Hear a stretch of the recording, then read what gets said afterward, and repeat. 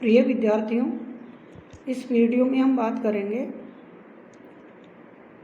भारत पर तुर्क आक्रमण, महमूद गजनवी और मोहम्मद गौरी के संदर्भ में। जैसा कि आपको विदित है, भारत में मुस्लिम आक्रमणों की शुरुआत 8वीं सदी के प्रारंभ से हो चुकी थी, लेकिन उनका राजनीतिक दृष्टि से कोई विशेष महत्व नहीं रहा।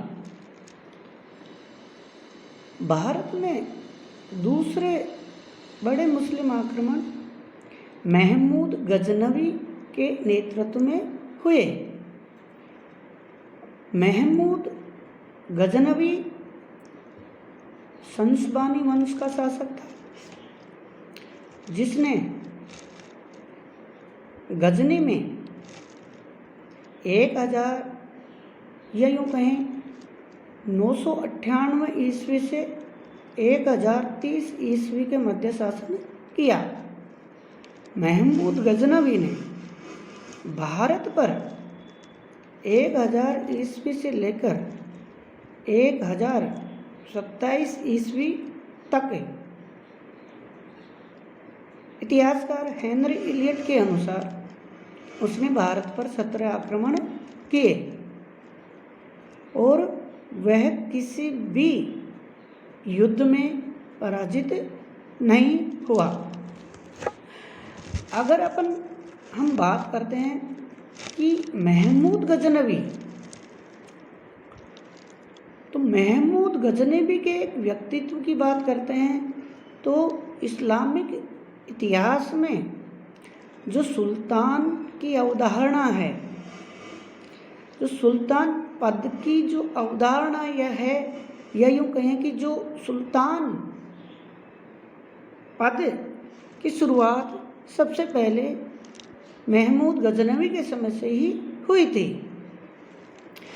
मुस्लिम प्रशासनिक राजनीतिक सैद्धांतिक ग्रंथ तारीख़े गुजीदा के अनुसार मुस्लिम दुनिया का पहला सुल्तान होने का गौरव महमूद गजनवी को ही है। अर्थात हम यूँ कह सकते हैं कि इस दुनिया का पहला सुल्तान बनने का श्रेय महमूद गजनवी को ही जाता है। महमूद गजनवी ने भारत पर क्यों आक्रमण किया, इसको लेकर इतिहासकारों के मध्य जो विचार है, कारण सामने आते हैं, वो है भारत जो संपन्न था आर्थिक दृष्टि से, वो भारत से धन प्राप्त करना चाहता था। यानी महमूद गजनवी का भारत पर आक्रमण करने का उद्देश्य राजनीतिक या यूँ कहें कि भारत में शासन करना नहीं था, बल्कि वो भारत से केवल धन लूट कर ले जाना चाहता था। दूसरा, पंजाब के शाही राज्य से महमूद गजनवी की शत्रु था, क्योंकि पंजाब का जो शाही राज्य था वो और महमूद गजनवी का जो पैतृक राज्य था गजनी, उन दोनों की सीमाएं मिलती थी और एक दूसरे के पड़ोसी होने के कारण में उसमें उन दोनों में शत्रुता स्वाभाविक थी। इसलिए महमूद गजनवी पंजाब के शाही वंश को समाप्त करना चाहता था। तीसरा, कि इतिहासकार ऐसा भी कहते हैं कि महमूद गजनवी भारत में इस्लाम का प्रचार प्रसार करना चाहता था, लेकिन ध्यान देने की बात यह है कि महमूद गजनवी का भारत पर आक्रमण करने का प्रमुख उद्देश्य इस्लाम का प्रचार प्रसार करना नहीं था, बल्कि उसका प्रमुख उद्देश्य भारत से धन प्राप्त करना ही था। अगर इस्लाम के प्रचार प्रसार को उसका कारण उद्देश्य माना जाए तो भी ये गौण कारण था, न कि प्रमुख कारण। चौथा कि महमूद गजनवी भारत से हाथी प्राप्त करना चाहता था, क्योंकि भारत में हाथियों की बहुलता थी और उस जमाने में युद्ध में हाथी काफी उपयोगी होते थे। लेकिन ओवरऑल अगर अपन बात करते हैं भारत पर आक्रमण करने के गजनवी के उद्देश्य क्या थे, तो प्रमुख उद्देश्य केवल धन प्राप्त करना ही था। महमूद गजनवी ने पंजाब पर 3 बार आक्रमण किया, मुल्तान पर किया, और अंततः उसका जो आक्रमण है उसने चंदेल शासक विद्याधर के साथ जो उसका संघर्ष था 1019 ईस्वी में, वो काफ़ी महत्वपूर्ण माना जाता है। लेकिन चंदेल शासक विद्याधर गजनवी से बिना लड़े ही भाग गया और गजनवी को विजय प्राप्त हुई। और उसका सबसे महत्वपूर्ण आक्रमण माना जाता है गुजरात में सोमनाथ के मंदिर पर आक्रमण, जहाँ से बड़ी मात्रा में, बड़ी संख्या में वो धन लूट कर ले गया और भगवान सोमनाथ की प्रतिमा को खंडित कर दिया। तो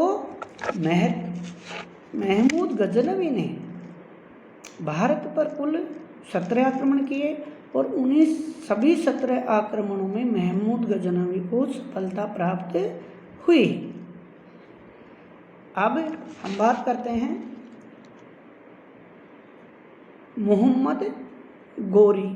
मोहम्मद शिहाबुद्दीन गोरी की, जो गजनी राज्य के पहाड़ी राज्य गौर का शासक था।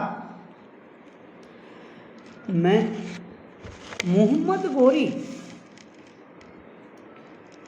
ने भारत में जो आक्रमण किए वो और महमूद गजनवी के आक्रमणों के उद्देश्यों में भिन्नता है। महमूद गजनवी भारत से धन प्राप्त करना चाहता था लूट के रूप में। दूसरी तरफ 12वीं सदी का मोहम्मद गोरी वो भारत से न केवल धन बल्कि वो भारत में एक मुस्लिम या इस्लामिक राज्य भी स्थापित करना चाहता था। तो गोरी के उद्देश्यों की अगर बात करें तो उसका पहला जो प्रमुख उद्देश्य था वो भारत में मुस्लिम राज्य की स्थापना करना था। धन प्राप्त करना, इस्लाम का प्रचार प्रसार करना, ये उसके गौण उद्देश्य थे। मोहम्मद गोरी ने 1175 ईस्वी से लेकर 1206 ईस्वी तक भारत पर कई बार आक्रमण किया। मोहम्मद गोरी ने मुल्तान, सिंध, अजमेर, कन्नौज, ग्वालियर, सिंध आदि प्रदेशों पर आक्रमण किया और उसका अजमेर के चौहान शासक पृथ्वीराज चौहान के साथ जो तराइन के युद्ध काफ़ी महत्वपूर्ण माने जाते हैं और निर्णायक भी माने जाते हैं। 1191 ईस्वी में तराइन का प्रथम युद्ध हुआ, जिसमें पृथ्वीराज चौहान ने मोहम्मद गोरी को बुरी तरह से पराजित किया लेकिन पृथ्वीराज चौहान की बड़ी भूल ये रही कि उसने गौरी की शक्ति का पूरी तरह से उन्मूलन नहीं किया। उसके बाद उसने अपनी सीमाओं की उपेक्षा भी की, जिसका खामियाजा अगले ही साल भुगतना पड़ा।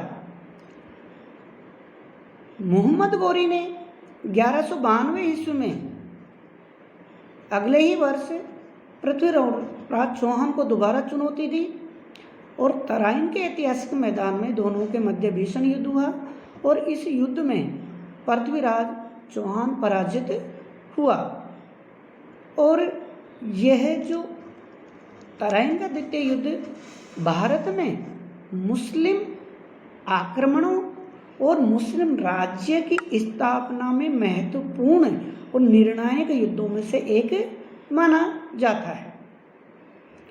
इस युद्ध के बाद 1194 में चंदावर के युद्ध के बाद मोहम्मद गौरी ने भारतीय क्षेत्र में जो भी विजय प्राप्त की थी, जो क्षेत्र उसने विजित किए थे, उनका प्रभारी संरक्षक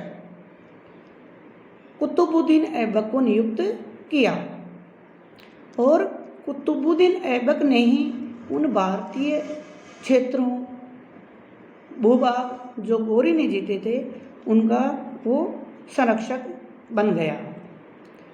और 1206 ईस्वी में सिंध के खोखरों के खिलाफ आक्रमण और वहीं सिंधु नदी के किनारे में मोहम्मद गौरी की हत्या किए जाने के बाद 1206 ईस्वी में कुतुबुद्दीन ऐबक मोहम्मद गौरी के भारतीय राज्य का शासक नियुक्त किया गया। Thank you.